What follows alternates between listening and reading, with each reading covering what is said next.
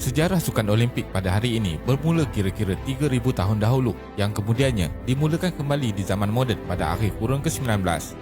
Olimpiad ialah jangka masa tempoh 4 tahun yang dikaitkan dengan penganjuran tamasya Olimpik oleh orang Yunani purba di mana berlangsung selama 12 abad lamanya. Pada tahun 776 sebelum Masihi, ketika musim panas, Olimpik pertama diadakan di gelanggang suci iaitu Olympia, Greece dengan mengumpulkan seramai 40,000 atlet dari pelbagai bandar di Yunani. Pada mulanya, Olimpik ini dianjurkan dengan berasaskan unsur keagamaan sebagai menunjukkan cara pengabdian mereka kepada Dewa Zeus. Selepas kira-kira 1,500 tahun Olimpik purba terhenti, tamasya Sukan Olimpik moden diadakan semula setiap 4 tahun, di mana Olimpik musim panas pertama bermula pada tahun 1896 di Athens, Greece dengan 280 peserta dari 12 negara yang bertanding dalam 43 acara. Namun, kini dunia diserang wabak COVID-19 yang menyebabkan pelbagai kesukaran untuk menganjurkan sebarang pertandingan dan ini memberi impak pada tuan rumah pada kali ini, iaitu Jepun. Jadi, dalam video kali ini, kita akan melihat bagaimana Jepun menghadapi masalah dalam penganjuran Sukan Olimpik kali ini. Teruskan menonton. Sejarah Olimpik kuno. Tamadun Yunani merupakan tamadun yang muncul di benua Eropah, iaitu sekitar tahun ke-1200 sehingga 323 sebelum Masihi.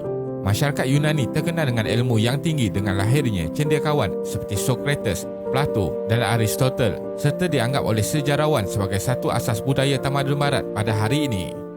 Rekod sejarah mengenai Olimpik kuno bermula pada tahun 776 sebelum Masihi, walaupun dipercayai bermula lebih awal dari itu.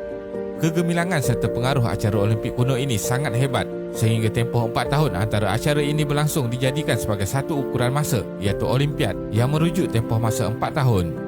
Seperti acara Sukan Olimpik moden, tamasya Olimpik kuno juga bermula dengan satu perarakan oleh para atlet, iaitu bermula dari bandar Elis menuju ke gelanggang Olimpia.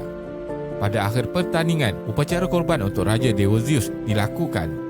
Apabila seseorang atlet menang, mereka akan dihadiahkan mahkota yang diperbuat dari daun dan dahan pokok zaitun yang dianggap suci. Para pemenang juga dianggap mengharumkan nama tempat asal mereka dan diberi banyak kelebihan lain setelah kembali ke bandar masing-masing seperti pengecualian cukai dan wang yang banyak. Permulaan Olimpik moden. Setelah 1,500 tahun terhenti, seorang bangsawan dari Perancis bernama Pierre de Coubertin yang juga dikenali sebagai bapa Olimpik moden memulakan kembali acara sukan ini. Beliau mendapat idea untuk mengadakan Sukan Olimpik moden setelah melawat kawasan acara Olimpik kuno dan mencadangkan Olimpik sebagai acara sukan antarabangsa yang diadakan setiap 4 tahun. 2 tahun selepas itu, beliau berjaya mendapat sokongan untuk menubuhkan Jawatan Kuasa Olimpik Antarabangsa IOC yang menjadi badan pengelola Sukan Olimpik sehingga hari ini.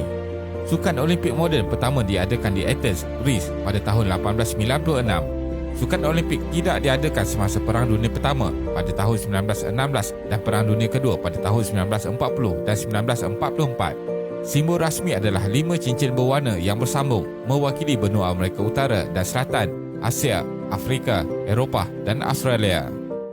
Sukan Olimpik Jepun 2020. Sukan Olimpik musim panas edisi ke-32 pada asalnya dijadualkan berlangsung pada 24 Julai sehingga 9 Ogos 2020 di Jepun, namun ditunda kepada tarikh 23 Julai sehingga 8 Ogos 2021 akibat pandemik COVID-19. Pada pertama kalinya, acara yang dipertandingkan tanpa kehadiran dan sorakan penonton bagi memberi semangat kepada wakil negara masing-masing. Upacara pembukaan juga dibuat secara skala kecil di stadium baru di Tokyo yang berkapasiti 68,000 orang penonton dan dibina untuk tujuan penganjuran Olimpik kali ini. Cabaran Sukan Olimpik Tokyo 2020. Jepun menjadi tuan rumah Olimpik untuk kali kedua pada tahun ini selepas menjadi negara Asia pertama menganjurkan Olimpik pada tahun 1964. Sukan paling berprestij di peringkat antarabangsa di Tokyo kali ini terpalit dengan pelbagai isu dan cabaran berikutan kes pandemik COVID-19 yang sedang melanda. Antara isu yang dialami oleh negara Jepun ialah kos. Pertamanya adalah isu kos penganjuran yang ditanggung oleh Jepun bagi memastikan semua acara berjalan lancar. Jepun memenangi bidaan penganjuran Olimpik 2020 yang dibuat pada tahun 2013 dan sememangnya di bawah pimpinan Perdana Menteri Shinzo Abe ketika itu, Jepun bersemangat mahu menunjukkan pada dunia bahawa Japan is back. Namun kini, belanjawan Sukan Olimpik Jepun mencecah 15.4 bilion US dolar, iaitu 2 kali ganda daripada nilai bidaan yang dibuat Tokyo berjumlah 7.5 bilion US dolar pada 2013.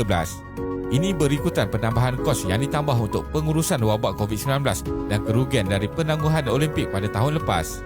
55% dari 15.4 bilion ini ditanggung oleh negara Jepun melalui kutipan cukai rakyat, manakala selebihnya dari penajaan iaitu lebih 3 bilion US dolar, jualan tiket 800 juta US dolar, agensi IOC 1 bilion US dolar dan lain-lain.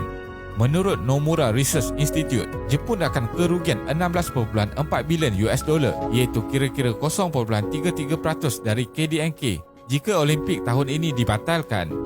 Namun begitu, kos kerugian yang lebih tinggi perlu ditanggung Jepun sekiranya Olimpik kali ini menjadi punca gelombang COVID-19 baru yang lebih teruk, yang tentunya memberi impak buruk keseluruhannya kepada negara Jepun dan rakyatnya.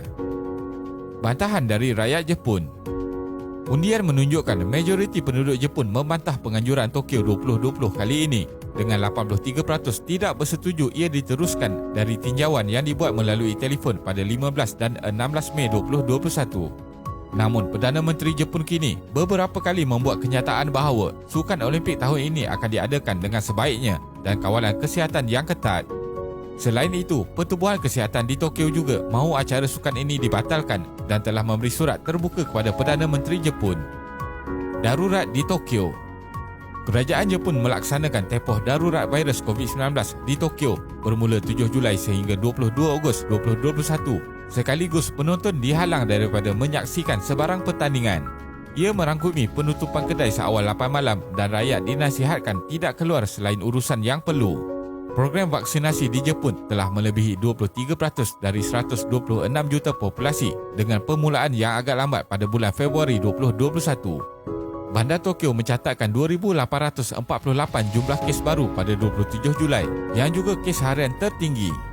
Varian Delta telah merebak dengan cepat dengan 70% pesakit adalah berumur dari lingkungan 30-an, manakala peningkatan bilangan pesakit berumur 40-an dan 50-an yang memerlukan rawatan hospital. Jepun telah mengalami 4 gelombang COVID-19 serta 3 darurat kesihatan. Kini, darurat kesihatan dijalankan di Bandar Tokyo dan Okinawa sehingga pertengahan Ogos.